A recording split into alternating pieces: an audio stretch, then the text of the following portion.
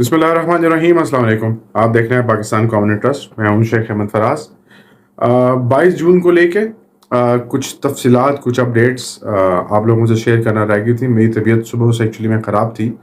मुझे 8 तारीख को दरअसल एक माइनर सा स्ट्रोक हुआ, जिसके बाद मैंने कुछ वीलॉग्स तो बनाए, लेकिन डे बाय डे मेरी तबीयत संभलने की बजाय बिगड़ती जा रही है। और डॉक्टर ने मुझे कहा है कि आप सिर्फ बेड रेस्ट करें और वो काम करें जिस काम से आपको सबसे ज़्यादा रिलैक्सेशन होती है। तो मेरे ख्याल से ये शायद वीलॉग बनाना उसी में शामिल होता है। तो 22 जून की खबरों में जैसा कि आपने हमारे कैप्शन में भी देखा, नंबर 1, हमारे जो प्राइम मिनिस्टर हैं उन्होंने दूसरी बार पहली बार नहीं, दूसरी बार उन्होंने छतरी चोरी करने की कोशिश की। पहली बार वो छतरी चोरी करते हुए वो रोक लिए गए, वो जहाज़ पे चढ़ते हुए एंड टाइम पे उनसे वो छतरी वापस ले ली गई।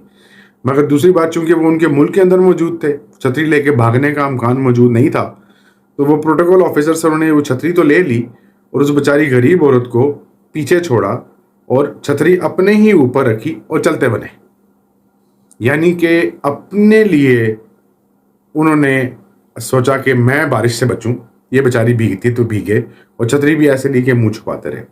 ये वीडियो साथ साथ आप अपने मुलायजा कर रहे हैं। तो छतरी लेने के बाद फ्रांस में उनकी मोहम्मद बिन सलमान से भी मुलाकात हुई। मोहम्मद बिन सलमान से मुलाकात जब हुई तो वो ऐसी थी कि जैसे मोहम्मद बिन सलमान को देख के समझ आ गया था, जैसे हमारी गाड़ी के बाहर कोई बंदा आता है तो जब वो हम खाना खाने लगे होते हैं तो वो हम उसका शीशा खटखटाने से पहले हम मुझे इशारा कर देते हैं कि भाई ज़रा साइड में हो जाओ। एनी हाउ, उसके बाद मिलिट्री कोर्ट्स, ये पाकिस्तान का एक बड़ा हॉट टॉपिक बना हुआ है। सदर पाकिस्तान ने 3 महीने पहले आने वाले चीफ जस्टिस की तकर्री का नोटिस भी जारी कर दिया, 3 महीने पहले। और या अफरीदी साहब भी शामिल हैं, इजाजुल आसम साहब भी शामिल हैं, जस्टिस मुनीर अख्तर साहब भी शामिल हैं, मज़ाहिर अली अकबर नकवी साहब भी शामिल हैं और आयशा मलिक साहिबा भी शामिल हैं। ये 7 जजेस पर मुश्तमिल। बाकी 6 जज यहाँ नहीं हैं, लाहौर में नहीं, इस्लामाबाद में नहीं है, वरना हमारी इस्तदा थी कि फुल कोर्ट बैठे, यानी 15 के 15 जज साहिबान सुने। हम नहीं चाहते थे कि फिर ये है 7-3, 7-5, 3-2, इसकी कोई इबाहम रह जाए। तो बार कैफ अगर 2 सीनियर जज साहब ने अपनी मर्जी से, ये नहीं कि उनको जो है किसी ने माने किया, बल्कि चीफ जस्टिस साहब ने सभी को बुलाया, इसलिए ये फुल कोर्ट ही समझें कि ये फुल कोर्ट। मतलब एक तो एक आला तो सुभान अल्लाह ताला, मतलब एक को मनाओ दूसरा नाराज, दूसरे को मनाओ तीसरा नाराज, चौथे को मनाओ पहला नाराज। मतलब पाकिस्तान के रियासती इदारे, पाकिस्तान के रियासती पॉलिटिशियन, पाकिस्तान की जुडिशरी, पाकिस्तान के तमाम लोग बाइज्जत कोई इज्जत से मैं अर्ज कर रहा हूँ कि तमाम के तमाम एक पेज पर आने को तैयार नहीं है। वो बोलते हैं कि जी 22 करोड़ आवाम को लेके आए तो हम उस केस को सुनेंगे, हम किसी पॉलिटिकल पार्टी का नैरेटिव नहीं सुनेंगे। भाई जो पॉलिटिकल पार्टीज होती हैं वो आवाम के ही नुमाइंदे होते हैं, शायद मेरे तो नॉलेज में आज तक यही था, लेकिन शायद अब कोई इस्तिलाह चेंज हो चुकी होगी। और वो बेंच टूट के अब 7 बंदों का रह गया है। देखिए अब आगे जाए क्या फैसला होता है। फैसला तो मेरे ख्याल से ऐसा ही होगा कि तमाम जो सिविलियन हैं उनको मिलिट्री कोर्ट्स के हवाले ना किया जाए, मां सवाई इमरान खान साहब के। और चूंकि इमरान खान साहब ऑलरेडी डील कर चुके हैं, मेरे ज़राए के मुताबिक, जो खबर मैं बार बार रिपीट कर रहा हूँ कि खान साहब पाकिस्तान से बाहर जाने की डील कर चुके हैं, या सेकंड नंबर पे खान साहब ने ये कह दिया है कि मैं वज़ीर आज़म का कैंडिडेट हूँ ही नहीं। जब मैं प्राइम मिनिस्टर का कैंडिडेट ही नहीं हूँ तो आप मुझसे क्यों चाहते हैं कि मैं पाकिस्तान को छोड़ूँ। तो उसको लेके भी एक पाकिस्तान तहरीक इंसाफ के अंदर जो है असद उमर और जो हैं चौधरी परवेज़ इलाही और शाह महमूद कुरैशी, उनके बीच में इस टाइम एक रस्साकशी का माहौल जारी और सारी है। और देखें इनमें से या खान साहब और जरदारी साहब मिलके कोई नया वज़ीर आज़म हमारे मुल्क में ले आते हैं, जिनका पिछले दिनों एक हाथ मारने का स्टाइल बहुत मशहूर हुआ। तो अलबत्ता इसके साथ साथ मरीम नवाज़ बलूचिस्तान अवामी पार्टी के रहनुमा, جام کمال صاحب سے ملی. جام کمال صاحب کی اور مریم نواز صاحبہ کی ملاقات انتہائی اچھے ماحول میں ہوئی. میرے نالج کے مطابق بلوچستان عوامی پارٹی کے کچھ لوگ آج سے کافی عرصہ پہلے پاکستان پیپلز پارٹی کو جوائن کر چکے ہیں. اب یہ ملاقات کس تناظر میں ہوئی؟ کیا کوئی دوبارہ سے پاور پلے ہونے جا رہا ہے؟ پاکستان پیپلز پارٹی کو چھوڑ کر کچھ لوگ شاید دوبارہ یہاں پہ واپس آنا چاہتے ہیں. یہ اگلے کچھ دنوں میں واضح ہو جائے گا. لیکن جو کنگ میکرز ہیں اس پاکستان کے، وہ اس وقت اس بات پر پریشان ہیں کہ ان کے پاس کینڈیڈیٹ تو موجود ہیں، پولیٹیکل پارٹیز تو موجود ہیں، ان کے پاس نظام تو موجود ہے، مگر ووٹر کس کروٹ بیٹھ رہا ہے یہ ان میں سے کسی کو بھی نہیں پتا. اور ووٹر اس کروٹ بیٹھے گا جس کروٹ عمران خان صاحب اس بات پہ اگری کر جائیں گے کہ بھائی وزیر اعظم کے لیے آپ ان کو ووٹ دے دیجئے. اور خان صاحب کے دور میں ایک مہم چلی تھی کہ صدارتی نظام آئے گا، اور خان صاحب کو اس طرح کا کوئی نیریٹو بلٹ کر کے شاید خان صاحب کے ووٹر کو اس طرف مصروف کر دیا جائے گا. اس کے بعد مریم نواز کی ملاقات تو ضرور ہوئی، لیکن ایک خبر ہے بلوچستان سے، مقام ہے وڈ. یہاں پر جاوید مینگل صاحب نے شفیق الرحمان صاحب کو بڑی واضح قسم کی دھمکی دی ہے، بڑی واضح قسم کی وارننگ دی ہے، اور کہ وہ اپنے دوست اختر جان کے لیے کچھ بھی کر سکتے ہیں. یعنی کہ یہ سوشل میڈیا پہ گردش کر رہی ہے، تو چونکہ انہوں نے ڈائریکٹ مجھے تو نہیں کہا، سوشل میڈیا پہ گردش کر رہی ہے، اس لیے میں آپ سے شیئر کر رہا ہوں.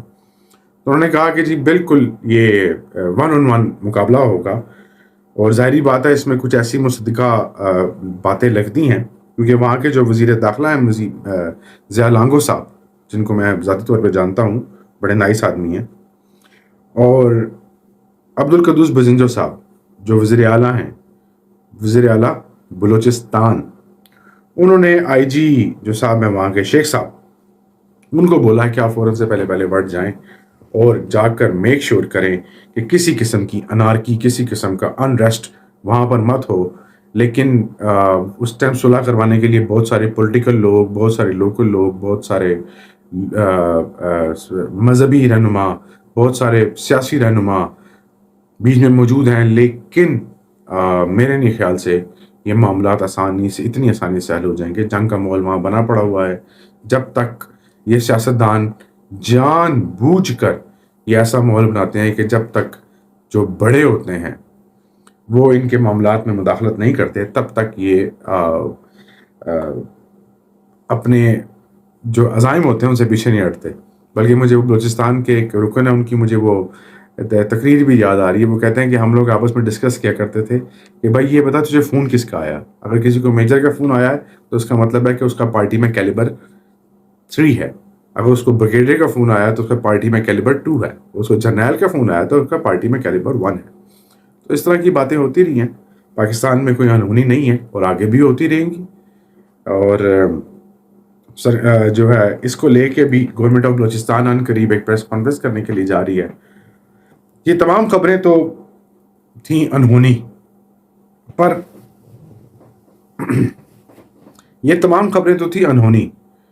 انہونی پر ہوگی ایک اور انہونی. وی لاگر بنا یوٹیوبر ہمارے عمران خان صاحب. میں نے آپ لوگوں سے پہلے کہا تھا کہ خان صاحب وی لاگر بننے جا رہے ہیں. وہ روزانہ یا ایک دن چھوڑ کے وی لاگ کریں گے. پر ابھی آپ ہی ان کی ایک پوسٹ ذرا سائٹ پہ ملاحظہ فرما لیجئے. اس پوسٹ پہ خان صاحب فرماتے ہیں کہ وہ روزانہ 10 بجے پبلک کے سامنے آئیں گے اور لوگوں کے سوال جواب لیں گے. یعنی کہ انقلابی، سڑکوں پہ انقلاب، پھر جیلوں میں انقلاب، پھر گرفتاریوں سے انقلاب، اور اب سوشل میڈیا پہ انقلاب.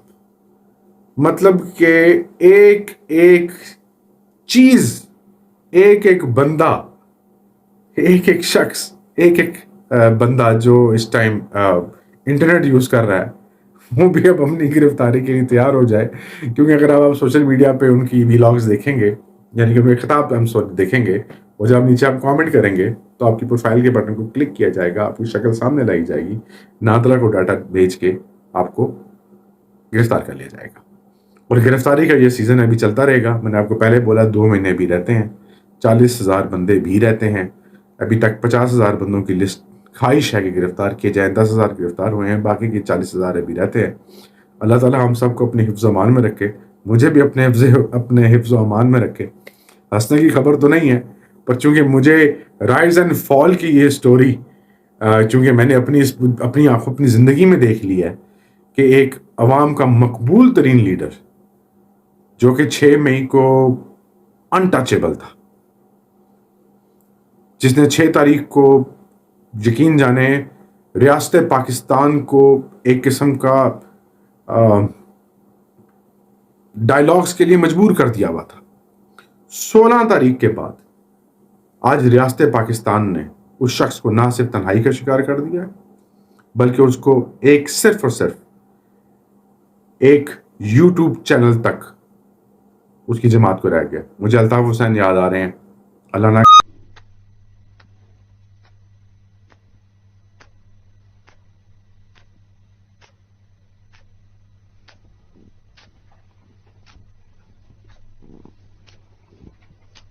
کرے ان کا مستقبل ایسا ہو. اپنے اس ولاگ کا اختتام کرتے ہیں نیک تمناؤں کے ساتھ کہ اللہ رب العالمین ارض پاکستان کے جو ابھی جو نئے بزنس پلانز بنے ہیں جس میں ہم لوگ $100 بلین کی انویسٹمنٹ لے کے آئیں گے انشاءاللہ, اس میں ہم بھی اپنا کردار ادا کریں گے اور پاکستان دن دگنی رات چگنی ترقی کرے. پاکستان تا قیامت زندہ باد. اجازت دیجیے شیخ احمد فراز کو اپنے ویلاگ کا اختتام کرتے ہیں دوبارہ اسی آیت کے ساتھ, وَمَكَرُوا وَمَكَرَ اللَّهُ وَاللَّهُ خَيْرُ الْمَاكِرِينَ. السلام علیکم ورحمۃ اللہ.